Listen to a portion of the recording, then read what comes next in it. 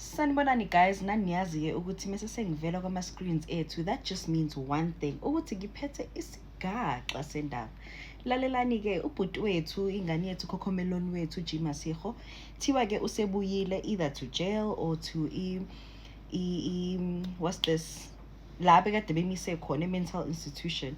Ubuya efresh egundile, uzugqoke ngisho nejini yakhe le Louis Vuitton leyo ayithenga laphayana e-Small Street ekuthiwa imakethe yase-Nigeria. Useyabuya useyaxolisa ukuthi ngicela ningixolela for lezi zinto lezi engiyishilo, ngixolisa kwama-fan ami phela.